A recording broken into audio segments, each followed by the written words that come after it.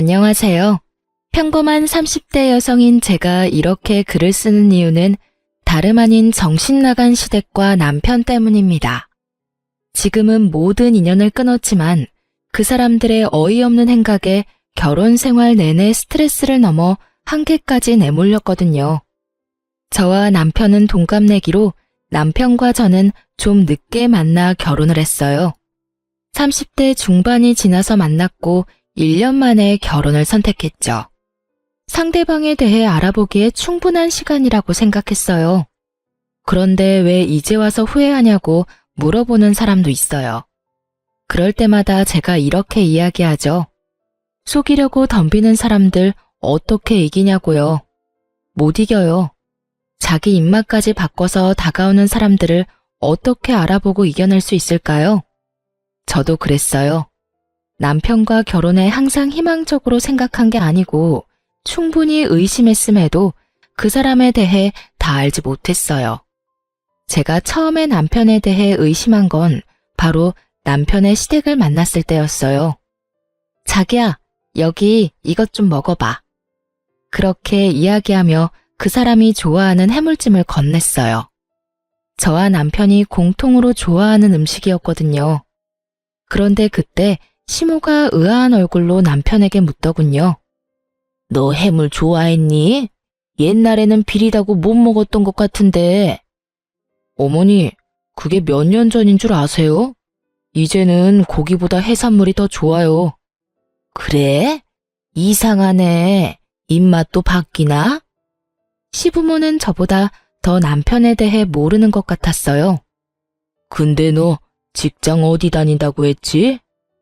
그냥 중소기업이에요. 월급도 최저시급밖에 안 돼요. 시부는 남편이 어디에서 일하는지조차 모르고 남편은 그런 시부에게 태연하게 거짓말을 하더군요. 제 의문을 알아챘는지 남편이 상견례 후 저와 단둘이 있을 때 말하더군요. 사실 부모님들이랑 그렇게 친하지 않아. 어릴 때 떨어져 지냈고 그것 때문에 여전히 대면대면 하거든. 그럴 수도 있다고 생각했어요. 어느 집안이나 사연 없는 집안 없고 차라리 시부모와 관계가 흐릿한 것이 며느리 입장에서는 더 나을 수도 있잖아요. 그런데 아버님한테 왜 거짓말했어? 최저시급 받는 것도 아닌데. 당신만 내 진짜 월급 알면 돼. 두 분이 나랑 결혼하는 것도 아닌데 뭐. 난 당신한테는 속이는 거 없어. 말을 교묘하게 돌렸어요. 차라리 이때 더 추궁해서 남편 가족에 대해 더 잘 들었다면 분명히 이후에 있었을 안 좋은 일은 없었겠죠. 그렇지만 그렇게 되지는 못했고 저와 남편은 결국 결혼을 하게 됐어요. 그리고 결혼 후 저는 너무 당황스러운 일과 마주했어요. 남편과 상견례 전까지 연락도 그다지 안 하며 지냈던 시부모가 결혼 직후 저희 집에 너무 자주 찾아오더군요. 저희 집은 시댁과 그리 가까운 것도 아니었습니다. 편도 1시간이 넘는 거리인 저희 집에 찾아와서는 밥만 먹고 떠나시는 거였어요. 아무 용건도 없이 찾았다는 거죠. 물론 시부모가 찾아오는 것이 잘못된 건 아니에요. 저희 사는 모습 확인하고 싶을 수도 있고 남편 보고 싶을 수도 있으니까요. 게다가 결혼 초기이니 당분간만 이러다 말겠지 싶었어요. 그런데 시부모가 집에만 오면 돈이 없어지더군요. 처음에는 잔돈이었습니다. 제가 저금통에 잔돈을 모아두는 게 있었는데 두 분이 왔다 가셔서 그게 사라졌더라고요. 큰 물건은 아니고 잘그락 소리도 나니까 이때는 시부모를 의심하지는 않았어요. 그런데 두 번째 분실부터는 시부모를 의심할 수밖에 없었어요. 두 번째 분실된 건 제가 비상시에 쓰려고 몰래 숨겨둔 비상금 30만 원이었어요. 그걸 안방 화장대 서랍장 안쪽에 넣어놨는데 그게 사라진 거예요. 그리고 제가 시부모를 의심하는 이유는 하나뿐이었어요. 그날도 시부모님이 오셨는데 처음에는 시모가 먼저 화장실을 가고 싶다고 했거든요. 그런데 시모가 화장실 들어가자마자 시부도 화장실이 가고 싶다고 하는 바람에 어쩔 수 없이 안방 화장실을 안내해드렸어요. 그리고 두 분과 식사를 하고 용돈이라도 드려야 하나 싶어서 안방 화장대 서랍장 안쪽에서 현금을 꺼내드리려고 했는데 그게 그 사이에 없어진 거예요.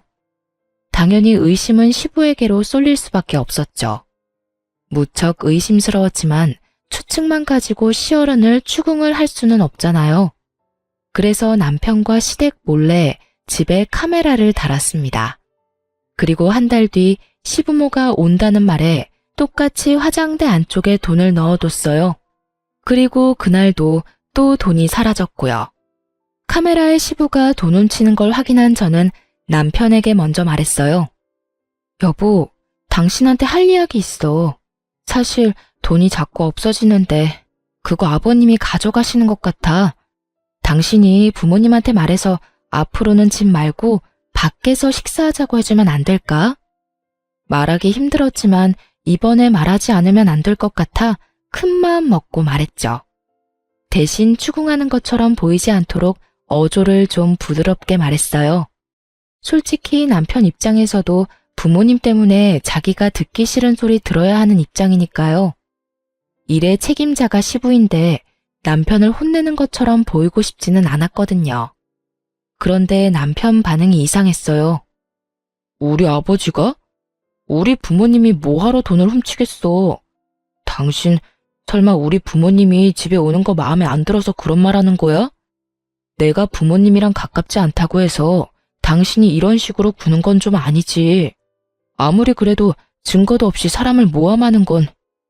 증거가 있으니까 하는 말이지. 집안에 돈이 2번이나 없어져서 안방에 카메라 달아뒀어. 그런데 아버님이 그거 가져가는 모습 그대로 찍혔어. 솔직히 내가 과민 반응이면 차라리 나았을 거라는 생각까지 들던데. 당신 부모님이 마음에 들고 안 들고를 따지는 게 아니야. 단순하게 돈이 없어지는 거에 대해서 말하고 있는 거라고. 매번 오실 때마다 돈이 없어지면 불안해서 집에 모실 수 있겠냐 이 말이지. 시부의 도둑질 장면이 그대로 찍힌 동영상을 보여주니 남편이 한숨을 푹 내쉬더니 나를 빤히 바라보며 답답하다는 듯 말하더군요. 아, 카메라는 또 언제? 그래서 나한테 이거 보여주면서 말하는 이유가 뭔데? 내가 부모님을 도둑이라고 신고라도 해야 한다는 거야? 그런 말이 아니잖아. 당신이 아버님한테 말 좀 잘해서 이제부터는 밖에서 보자고 하면 되잖아. 우리 집 안에서 보니까 계속 돈이 사라지는 거고. 돈이 없어진다는 걸 핑계로 집에 우리 부모님 드리고 싶지 않은 거잖아. 그리고 얼마 없어졌는데? 당신 말하는 거 보니까 꼴랑 50만 원 내외로 없어진 것 같은데 그런 건 그냥 눈 좀 감아주면 안 돼? 힘들게 사셔서 그래. 가족끼리 힘들 때는 좀 도우면서 살자. 어? 왜 그걸 이런 식으로 못 잡아먹어 안달이야? 돈 때문에 힘들 때 돈 보이면 그런 마음 생길 수도 있지. 집안에 돈을 놔둔 당신한테도 잘못은 있는 거야. 남편 말을 들으면서 어이가 없었어요. 돈 때문에 힘들던, 돈으로 놀고 싶던 무슨 이유에서건 남의 집안을 뒤지는 사람을 우리는 도둑이라고 부르죠. 시부가 그런 일을 하다 며느리에게 걸렸고 그걸 제 입으로 이야기해서 면박 주는 것보다 남편이 좋게 타이르는 게 좋을 것 같아 한 말인데 남편은 저를 시부모 타박이나 하는 못된 며느리로 몰아갔어요. 나한테 도대체 무슨 잘못이 있는데? 시부모님 저렇게 찾아올 때마다 식사 대접하랴 용돈 드리랴 내가 못하는 건 뭐가 있는데? 당신이야 몸만 와 있으면 끝이겠지. 요리는 하늘에서 뚝 떨어져? 청소는 당신이 하는 거 아니잖아. 그리고 어떻게 당신 입에서 꼴랑 50만 원 내외라는 말이 나와? 땅을 파봐 그 돈이 나오나. 당신 가족이라서 내가 이렇게 말하는 거지 가족이 아니었으면 당장 경찰서에 신고했을 거라고. 아, 됐어. 당신이 얼마나 속 좁은 여자인지 알았으니 이제 그만하자. 신고를 하든 뭘 하든 당신이 알아서 해. 당신은 가만히 보면 냉정한 구석이 있어. 우리 부모님 힘들게 살았는데 그거 하나 이해도 못 해주고 가족끼리 도우며 산다고 생각하면 끝날 일에 이런 식으로 토를 달아서 사람 귀찮게 하고 당신 알아서 해. 결국은 남편은 저와의 대화를 강제로 끝내버렸어요. 정말 화가 났어요. 정말로 힘들고 도움을 받고 싶으면 우리한테 이야기를 하고 돈을 달라고 부탁하면 되잖아요. 만약 돈을 빌려달라고 하거나 차라리 달라고 했더라도 50만 원 정도면 드렸을 거예요. 물론 매번 그렇게 드릴 수는 없지만요. 그렇지만 저한테 그런 이야기를 한 적도 없고 오히려 몰래 집에 있는 돈을 훔쳐가는 게 정상은 아니잖아요?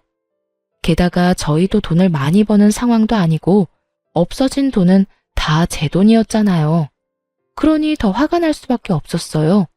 그런데 더 화가 나는 건 제가 이렇게 말했음에도 불구하고 남편이 시부모에게 아무 이야기도 하지 않았는지 또 시부모가 저희 집에 왔더라고요. 식사를 하겠다는 명목으로요. 남편이 카메라의 존재를 알고 있으니 이번에는 시부가 그런 짓을 하지 않겠거니 했더니 웬걸? 이번에는 딱 하나뿐인 제 명품 가방을 가져가셨더라고요. 그래도 크기가 좀 있는 거라 가져가기 힘들 거라 생각했는데 기상천외한 방법으로 가져가셨더라고요. 저희가 아파트 1층이었는데 가방을 먼저 저희 안방에서 1층 창을 통해 밖으로 던지고 그 뒤에 차에 뭘 놔두고 왔다는 말로 밖으로 나가 그걸 주워서 가져가서 차 안에 실어놓고 오신 것 같았어요. 안방에서 또 똑같은 짓을 한 걸 보면 남편은 카메라의 존재도 시부모에게 이야기하지 않은 모양이었어요. 게다가 그 가방은 결혼 전에 상견례를 위해 산 거였어요. 저도 평일에는 쓰지 못하고 특별한 날에만 사용하는 거였는데 그걸 홀라당 훔쳐간 걸 보고 저도 더 이상 참지 않기로 했어요. 저는 이 더러운 기분을 남편이 고스란히 맛보게 해주고 싶었어요. 그래서 남편이 가지고 있는 시계 중 가장 아끼는 시계를 몰래 가지고 나와 전당포에 맡겼어요. 물론 돈을 엄청 크게 빌린 건 아니었어요. 전당포 이자가 좀 센 편이라 맡기고 50만 원만 빌렸죠. 딱 시부가 가져간 돈만큼이요. 그리고 제가 시계를 맡긴 그 주 주말에 남편이 시계를 찾더군요. 여보, 혹시 내 시계 못 봤어? 여기 놔뒀는데 없는 것 같은데? 저는 태연스럽게 남편에게 말했어요. 아, 그 시계? 내가 전당포 맡기고 돈 좀 빌려왔는데? 제 대답에 남편 얼굴이 완전 뻥해지더군요. 제가 보고 얼마나 웃긴지 웃음이 나는 걸 겨우겨우 참았어요. 왜 그걸 전당포에 맡겨? 무슨 돈이 없는데? 당신 아버지가 가져가신 돈 때문에 이번 주 돌잔치랑 다음 주 내 친구 결혼식에 낼 돈이 없었거든. 돌잔치도 10만 원, 친구는 내 결혼식 때 30 줘서 나도 30만 원 내야 하는데 현금이 뚝 떨어졌지 뭐야? 그래서 그거 맡기고 돈 좀 가져왔어. 그렇다고 말도 없이 가져가서 맡기면 어떡해? 왜 안 돼? 가족은 힘들 때 돕는 거라며. 내 돈도 그렇게 힘들 때 아버님이 몰래 가져가셨잖아. 당신이 오히려 내 탓하길래 그게 당신 가족 가풍인 줄 알았지. 그래서 나도 몰래 맡겼어. 그래도 난 좀 괜찮은 편인 것 같은데? 아예 가져가서 입 싹 닦은 건 아니잖아. 이틀 전에 두 분 오셔서 내 명품 가방도 싹 가져가셨던데. 그건 다시 돌려받지도 못할 거 아냐. 그런 거 생각하면 내가 참 착하지? 당신이 돈만 내주면 다시 돌려받을 수 있을 테니까. 남편이 제 말에 대답을 못하더군요. 입만 벙긋거리는데 저는 웃어줬어요. 그러게 왜 남의 가방을 건드려서 이 모양 이 꼴로 만드는지. 어디 전당포 맡겼는데? 얼마 주고 맡겼어? 그거 알고 싶으면 일단 내 가방부터 찾아와. 그거 가르쳐주면 알려줄게. 와, 진짜 당신 너무한다. 그러더니 시부에게 전화를 하는 듯 하더니 밖으로 황급히 나가더군요. 그리고 2~3시간 뒤에 남편이 제 가방을 들고 집으로 왔더라고요. 중고거래 직전에 돌려받았다고 하더군요.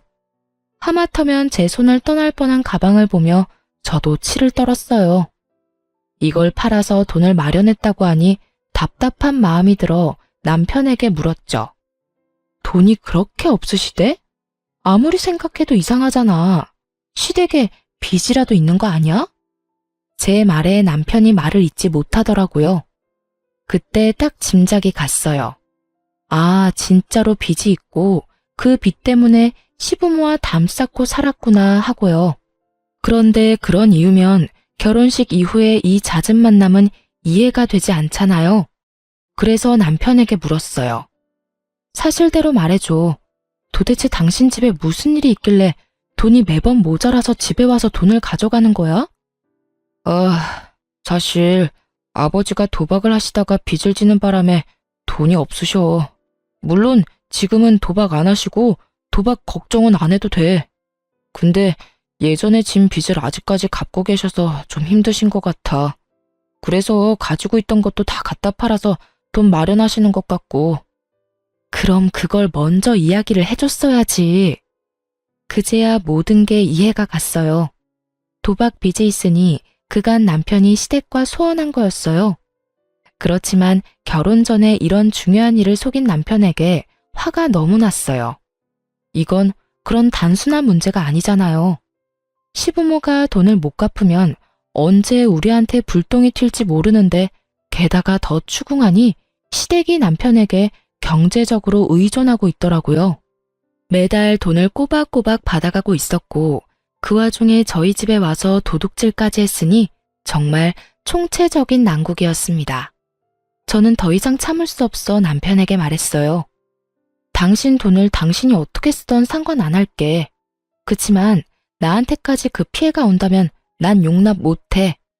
당신이 당신 부모님한테 확실하게 말해줘. 우리 집에 오지 마시라고. 연락도 하지 마시라고.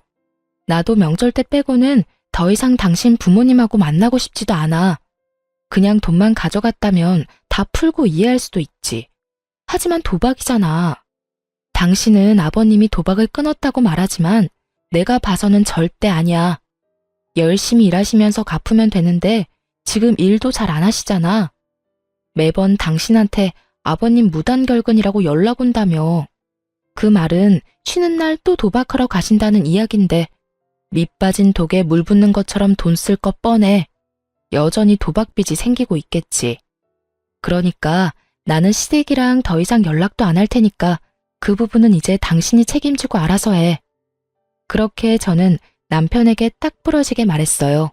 남편은 화가 나는 표정이었지만 제 말에 틀린 게 없던 모양인지 뭐라 대답은 못하고 알겠다고만 하더군요. 믿을 수가 없었습니다. 이런 중대한 일을 속인 남편에게 배신감이 들었어요. 솔직히 도박으로 망한 사람이 우리 집안에 있다 보니 맘 같아선 지금 당장이라도 모든 인연을 끊고 싶었지만 남편이 도박을 하는 건 아니니 남편만 처신 잘해서 우리 집에 문제 없게만 만들면 된다고 정말 안일하게 생각해버렸어요. 남편 속마음이 어떤 줄도 모르고 말이죠.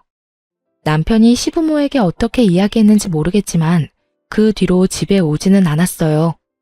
하지만 계속 모르는 전화번호로 전화와서 시부모가 돈을 요구하더군요. 한 번은 시모, 한 번은 시부. 그렇게 번갈아가며 사람을 못 살게 굴었어요. 도박을 한다는 걸 들켰다며 남편에게 들어서 그런지 돈을 달라는 말에 더 이상 예전 같은 조심스러움도 없었어요. 마치 돈을 빌려주고 받는 것처럼 아주 당당하게 제게 돈을 요구하는 모습에 학을 뗐어요. 결국 제가 전화번호를 바꿔버렸어요. 그리고 모르는 전화번호도 더 이상 받지 않았어요. 이때쯤에는 정말 절실히 이혼 생각이 났어요. 만약 남편이 직접 도박을 했다면 당장 이혼을 했을 거예요. 그렇게 시댁과의 관계는 이렇게 끊어지는 것처럼 보였어요. 하지만 그게 그렇게 쉬운 일이 아니었어요. 시부모는 끊임없이 저와 남편에게 돈을 뜯어내려고 했어요. 그리고 그 와중에 남편은 일이 바빠져 점점 출장이나 야근이 잦아졌어요. 그리고 그 운명의 날이 찾아왔죠. 저희의 모든 것을 뒤바꾼 그날. 그날은 남편이 전날부터 초등학교 동창들과 여행을 가고 없었어요.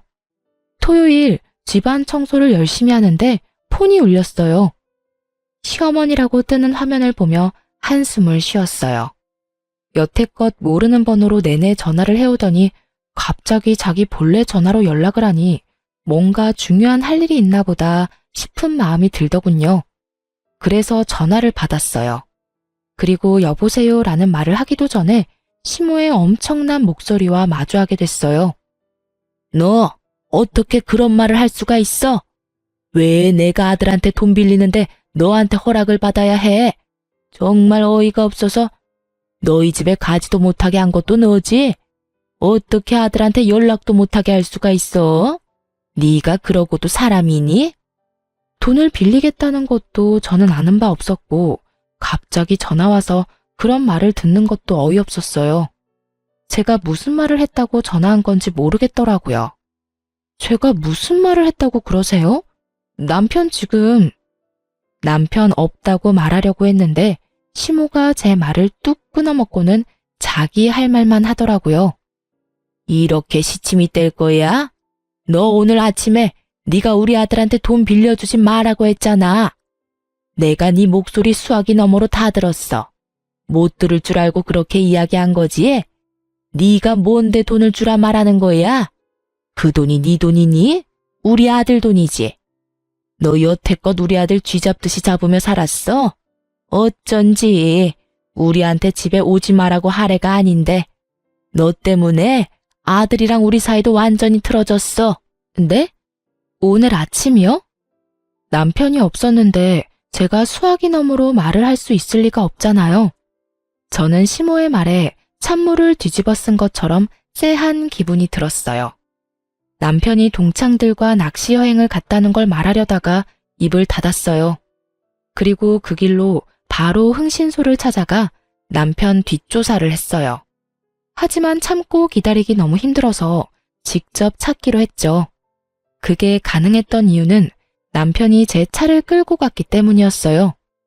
저는 20대 때 첫 차를 도난당한 전적이 있어서 차 안에서 위치 추적 앱을 달아놨었거든요. 그걸 확인하니 열이 더 뻗쳤어요.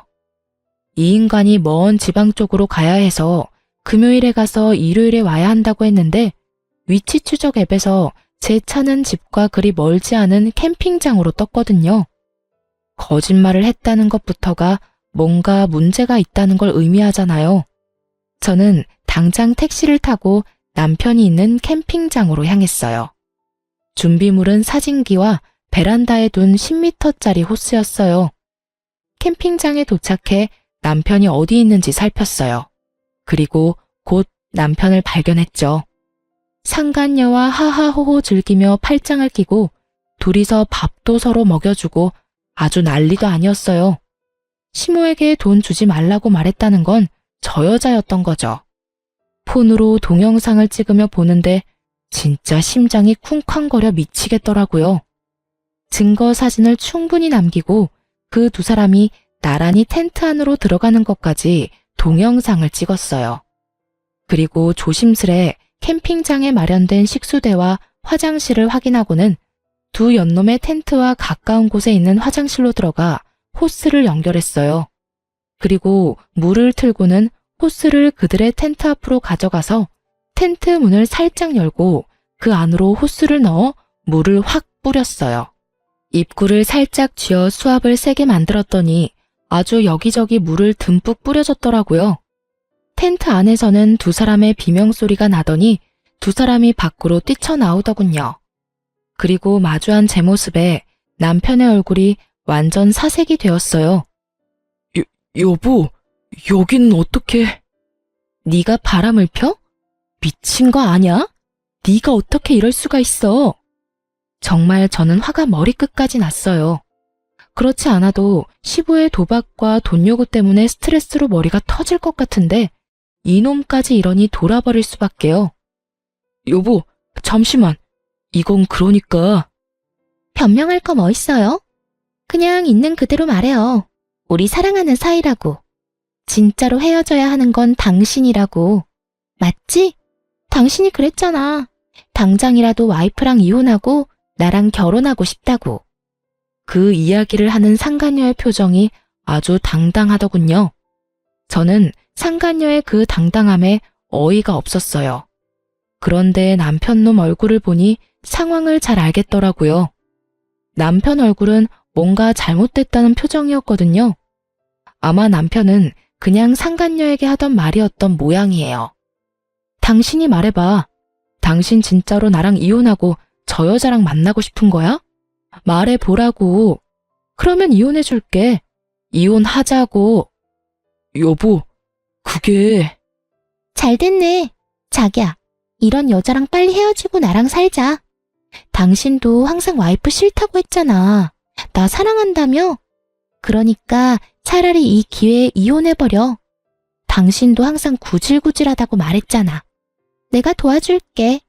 저 여자랑 확실하게 이혼할 수 있도록. 응? 상간녀의 그런 모습에 저는 화를 내다가 순간 멈칫했어요.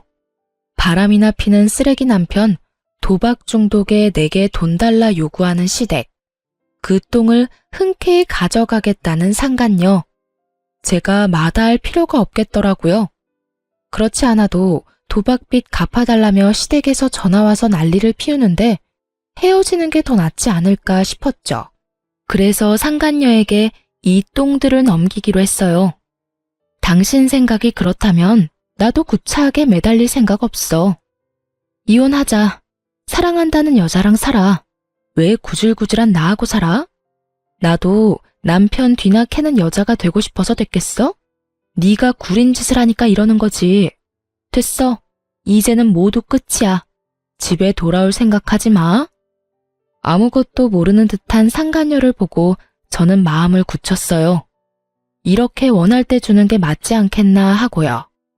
알고 나면 가져가겠다고 할 일 없을 테니까요. 냉정한 제 말에 남편 놈은 눈을 질끈 감고 제 말을 듣고 있더군요. 이혼하기 싫었으면 안 된다고 지금 당장 말했을 텐데 그런 모습이 전혀 없는 걸 보니 이혼에 응한다고 생각해서 그냥 놔두고 집으로 와버렸어요. 그날 집에 돌아와 남편 놈 짐을 다 뺐어요. 이삿짐 플라스틱 상자를 사서 그 안에 옷이며 남편 물건을 전부 때려 넣었어요. 이제 더 이상 볼 일도 없고 저를 두고 바람이나 핀 놈인데 정성스레 짐 쌀 필요 없잖아요. 있는 대로 마구잡이로 집어넣으니 아주 빨리 짐 정리가 끝나더군요. 그리고 그 짐을 모두 현관 앞에 내놨어요. 힘은 정말 많이 들었지만 속은 시원했어요. 더러운 걸 치워버린 기분이라서 그날 저녁에 남편이 돌아오지 않았기에 이혼을 하겠다는 의미로 받아들였어요. 그런데 일요일에 집에 돌아온 남편이 현관에 쌓아둔 짐을 보고는 사색이 돼서 들어오자마자 제 앞에 무릎을 꿇더군요. 여보, 미안해. 내가 정말로 잘못했어. 그러니까 제발 용서해줘. 나는 당신하고 헤어질 생각 없어. 전부 그 여자가 혼자 한 말이야. 내가 그런 말 한 적 있긴 한데 전부 다 그 여자가 각색해서 말한 거야. 그 여자랑 헤어질 테니까 제발 이혼만은 안 돼. 당신 오해하는 거야. 내 진심은 그게 아닌데. 진심? 웃기고 자빠졌네. 네가 진심이었으면 당장 나한테 달려왔었어야지. 그년이랑 2박 3일 그대로 보내고 오는 게 말이나 돼? 넌 아직도 나랑 그 여자 사이에서 저울질하는 거야. 뻔히 보이는데 뭐? 진심? 당신 이제 보니 연기도 잘하네. 모르고 들었으면 깜빡 속았을 뻔했어. 나는 당신 받아줄 생각 없으니까 그 여자한테나 가봐.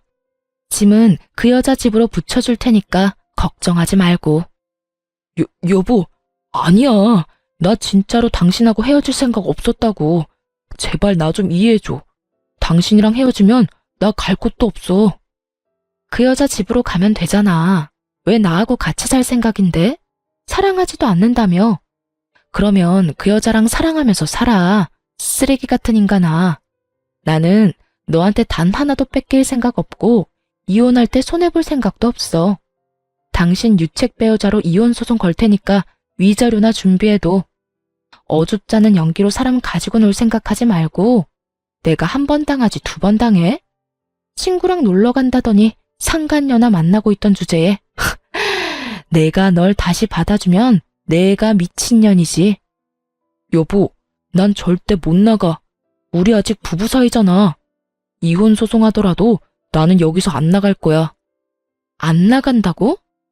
그러면 아버지한테 말해서 이 집 다른 사람한테 새놓게 만들어야겠네. 안 그래도 아버지가 언제까지 집 빌려줘야 하냐고 난리거든. 이참에 나도 짐 빼고 나가면 되겠네. 꼭 이렇게까지 해야겠어? 내가 그 여자랑 헤어지겠다잖아. 나 한 번만 믿어주면 안 돼? 두 번도 아니고 처음이야. 실수는 누구나 한 번 정도는 할 수 있잖아. 그 실수가 한 번이 아니잖아. 당신 아버지 도박 중독에 빚까지 있는 거 나한테 이야기했어? 결국 당신 아버지가 도둑질하는 거 들키는 바람에 나한테 이야기해줬지. 내가 묻지 않았으면 이야기할 생각도 없었을 거잖아. 그리고 그 두 분이 나를 얼마나 괴롭혔는지 알기는 해? 그동안 당신한테 부탁했는데 당신은 모른 척 있었잖아. 이참에 그냥 싹 다 정리하자. 더 이상 당신 이기심에 휘둘릴 생각 없고 이런 행동 용서하고 싶은 마음도 없어. 결국 남편은 제 으름장에 집을 나갔어요.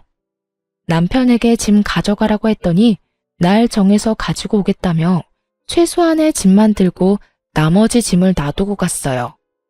그리고 그 다음날 바로 저는 변호사를 찾아 이혼 소송을 진행했습니다. 그렇게 2달이 지났는데도 남편이 짐을 안 가져가더라고요. 그런데 그걸 계속 앞에 놔두는 것도 화딱질이 나더군요. 그래서 3달째 될 때 흥신소에서 알아낸 상간녀의 집 주소로 짐을 실어 모조리 보내버렸어요.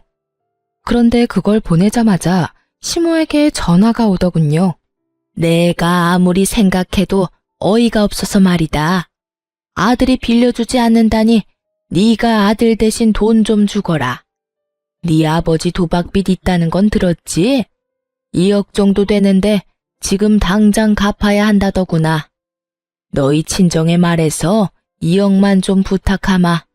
친정 잘 살잖니? 그 돈을 왜 저희 친정에 부탁하시는 거예요? 두 분이 만드신 빚, 두 분이 갚으세요. 왜 저한테? 며느리도 자식이지.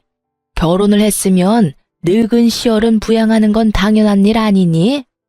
내가 아들한테 부탁하려고 했는데 아들이 너한테 꽉 잡혀 사는 것 같아서 너한테 이야기하는 거다. 우리가 이 돈 못 갚으면 어떻게 되는지 아니? 이 빚쟁이들이 너희한테 다 갈 거라는 생각 못했어? 그렇게 됐으니까 우리 돈 갚을 생각하고 있어. 시모는 아주 당당하게 제 친정에 말해서 2억 빚을 갚아달라고 요구하더군요. 상황이 어떻게 돌아가는지 모르고 있더라고요. 저와 남편이 이혼 소송인 중인 것도 모르고 말이죠. 저한테 돈 맡겨놓으셨어요? 집에서 돈 훔쳐간 것만으로도 모자라서 이번에는 이렇게 당당하게 말하시는 거예요. 칼만 안 들었다 뿐 완전 날강도잖아요. 제가 돈이 있어도 안 줘요. 세상에서 제일 멍청한 짓이 도박빚 갚아주는 거라고요. 그래봤자 여전히 도박하시면서 또 빚질 텐데 그때도 갚으라고 하실 거잖아요. 저한테 말하지 말고 아드님한테 말하세요. 돈 원하는 대로 주라고 할 테니까. 네가 돈 주지 말라고 했잖니? 그때 내가 다 들었어. 그러면서 뭘 원하는 대로 준대? 너 가만 보니 이제 거짓말도 하는구나. 그러지 말고 네가 이때까지 모은 돈 좀 내놓으라니까. 상황이 급박해 지금. 저 돈 없어요. 남편이 돈 한 푼은 가져다 주지도 않는데 무슨 돈이 있어서 저한테 돈 달라는 거예요? 돈이 없으면 돈 많은 친정에 빌려서라도 줘야지. 자그마치 2억이야. 그거 못 갚으면 너한테 무슨 일이 생겨도 난 몰라. 이건 뭐 거의 협박이었어요. 남편 때문에 열받았는데 시댁이 이 상황에 기름을 부어버리니 완전 빡 돌았던 제가 한바탕 욕을 쏟아부으려다가 순간 좋은 생각이 나서 멈췄어요. 2억을 원하시는 거면 저 말고 갚아줄 참한 여자 따로 있거든요. 그쪽으로 제가 안내해 드릴게요. 거기 가서 말씀하세요. 앞으로 저한테 연락하지 말고요. 그리고 모르셔서 저한테 전화하신 것 같은데 저 곧 그 사람이랑 이혼해요. 사랑하는 여자가 생겼다네요. 그 여자가 아마 다 책임져줄 모양인가 봐요. 재혼하겠다며 저랑 이혼하라던데 제가 이혼해주면 둘이서 결혼해서 살겠죠. 그 여자 집 주소 알려드릴 테니 같이 가봐요. 거기 남편이 지금 살고 있더라고요. 도박빚 2억 갚아줄 여자도 살고 있고요. 뭐? 정말이니? 너희 두 사람이 이혼한다고? 나한테 또 거짓말하는 거 아니야? 돈 안 주고 싶어서. 믿기지 않는 듯 반문하는 시모에게 집으로 오라고 했어요.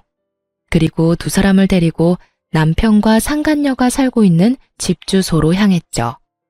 같은 지역이었지만 서쪽 끝과 동쪽 끝, 완전 정반대 구역에 살고 있던 저는 1시간이 걸려 그 상간녀가 사는 집으로 갈 수 있었어요. 그리고 도착하니 대문 앞에 제가 보낸 짐들이 수북히 쌓여 있더군요. 안으로 들어가니 한창 싸우는 소리가 들렸어요. 당신 여태껏 나 속인 거야? 당신 짐들이 왜 여기로 와? 이혼해도 당신은 손해볼 거 하나도 없다며. 위자료가 생겨도 다 해결 가능하다며. 그런데 왜 당신 짐이 여기로 오냐고? 자기야, 내가 다 설명할 수 있어. 거짓말은 아니야. 그 집도 내 집인데 내가 유책 배우자잖아. 그래서 재산 분할이나 위자료에서 좀 돈이 많이 나가. 그 집 하나면 다 해결할 수 있으니까 전부인한테 주려는 거야. 거짓말하지 마. 그러면 이 짐이 왜 여기 와 있는데? 내가 위자료 해줄 테니까 그 집 가져와. 거기서 살고 싶단 말이야. 거기보다 더 좋은 곳 들어가면 되지. 거기 생각보다 좋은 곳도 아니고 무엇보다 전부인이랑 살던 데인데 다시 들어가고 싶어? 차라리 그냥 여기서 조금만 지내다가. 여기가 싫다고. 나는 거기가 좋아. 내가 대출이라도 받아서 도와줄 테니까 거기로 들어가자. 제가 아무 생각 없이 보낸 짐 때문에 여기서는 여기대로 난리가 난 상황이었습니다. 남편이 저희 아버지 집을 자기 집이라고 말해놓은 상태였는데 짐이 오히려 이쪽으로 와버리니 당황한 거였어요. 모두 탄로날 거짓말을 한 남편 놈을 보니 이 상간녀도 그리 깊이 사랑한 건 아닌 모양이었어요. 사귀면서 호감 얻으려고 거짓말 엄청 했는데 본인이 생각지도 않았던 이혼을 하게 돼서 그 거짓말이 자신에게로 모조리 돌아오는 상황이었죠. 저는 속으로 깔깔 웃으며 시모를 상간녀 집 앞으로 데려왔죠. 열려있는 집에 일부러 벨을 눌렀더니 두 사람이 복도로 나와서는 시모를 보고는 깜짝 놀랐어요.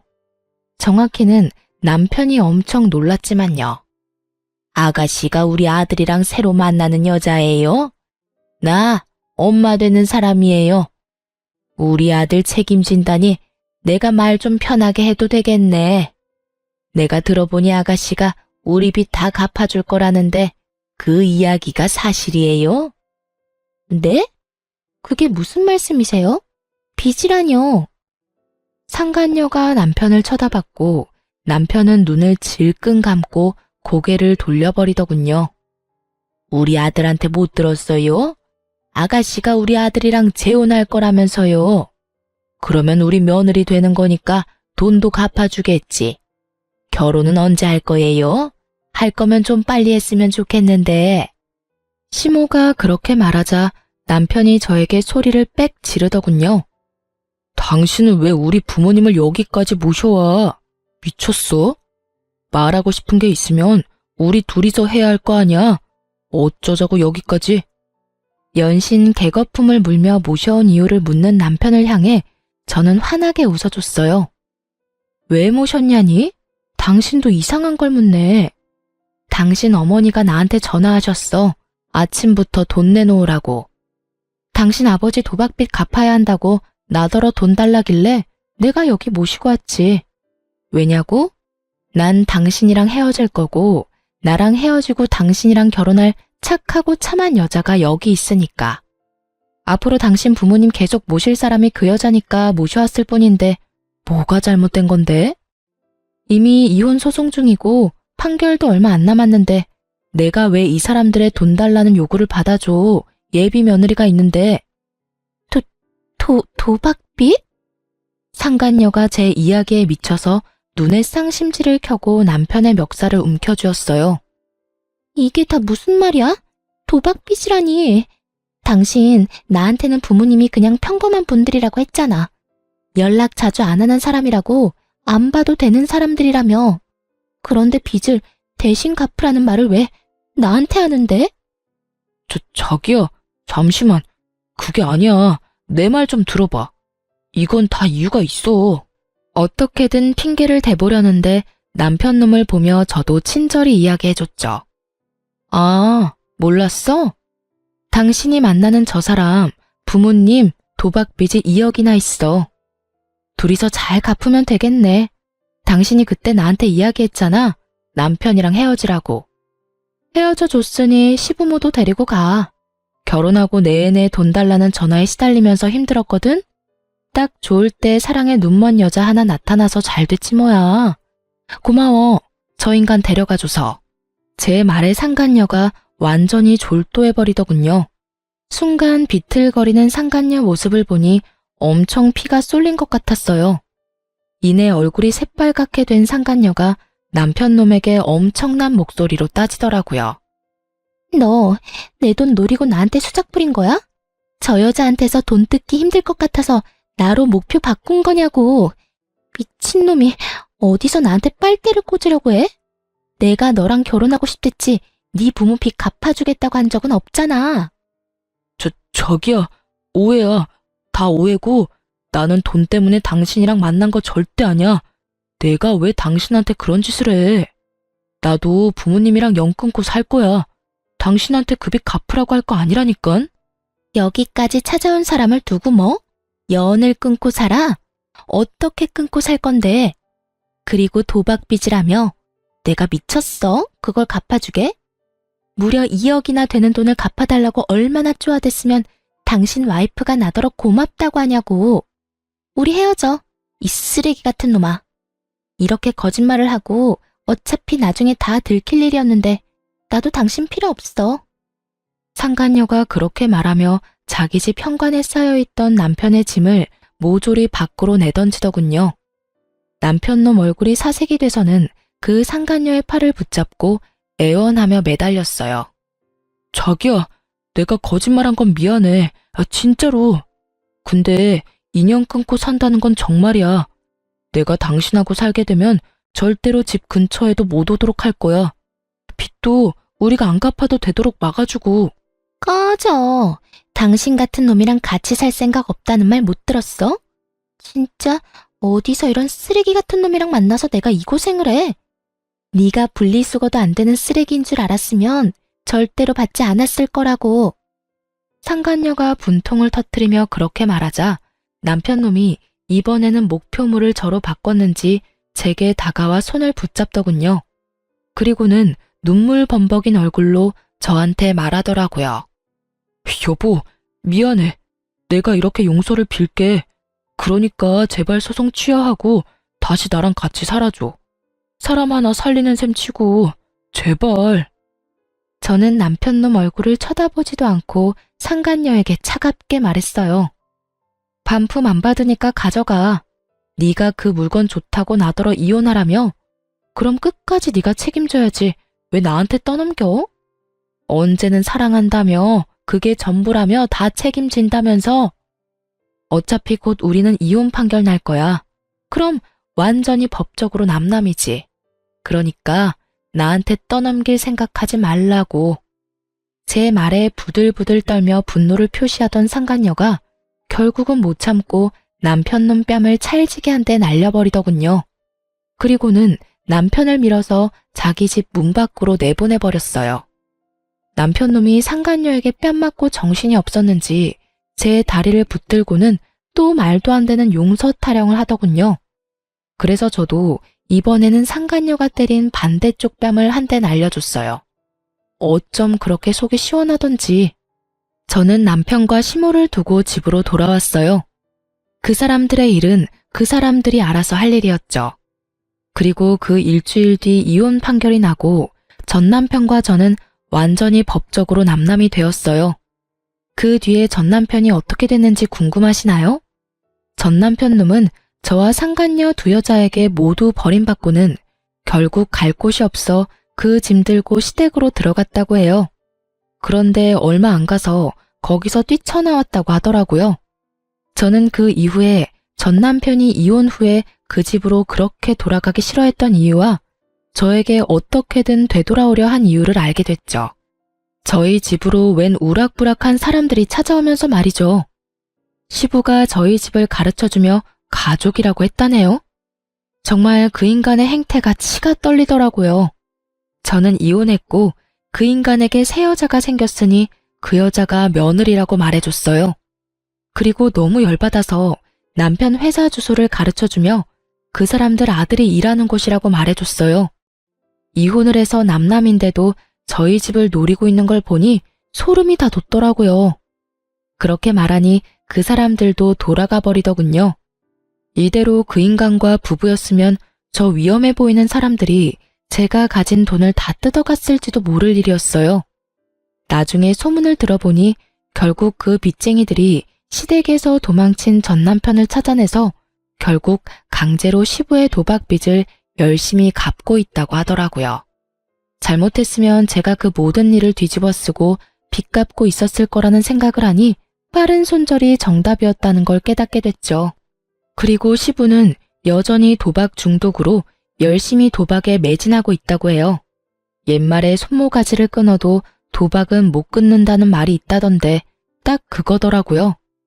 결국은 돈 버는 전 남편과 그 돈을 쓰는 시부가 미친 듯이 싸운다는데 그걸 보고도 시모는 여전히 태연자약하답니다. 참 대단한 가족이에요. 저렇게라도 굴러가는 걸 보면 말이죠. 그리고 상간녀는 전 남편과 그때 헤어지고 완전히 관계가 쫑난 듯 보였으나 지푸라기 잡는 심정으로 전 남편이 상간녀 회사에 찾아가 애원했나 보더라고요. 회사 사람들 앞에서 어떤 고해성사를 했는지 몰라도 직장에도 불륜녀라는 안 좋은 소문이 나서 결국 직장에서도 스스로 나갔다고 들었어요. 역시 사람은 위험한 곳에 가까이 가지 않는 게 맞는 것 같아요. 이혼이라는 것이 때로는 정말 필요하다는 생각을 하곤 합니다. 만약 그대로 남편과 부부 사이였다면 제게도 그 시부의 도박과 관련된 불똥이 튀었을 테니까요. 이렇게 벗어나니 마음이 평화롭네요. 이 글을 읽는 분들도 항상 조심하세요. 언제나 속이려는 사람은 어떻게든 속이고 말아요. 속는 사람이 바보가 아니라 속이려는 사람이 무서운 사람인 거예요. 그리고 사소한 걸 속이고 감추려는 사람은 꼭 한 번쯤 의심해 보시길 바랍니다. 저야 다행히 그 악연에서 벗어났지만 앞으로도 주의하며 의심하며 살아갈 예정이에요. 시간 내서 긴 글 읽어주신 분들에게 감사 인사를 전합니다. 좋은 하루 되세요.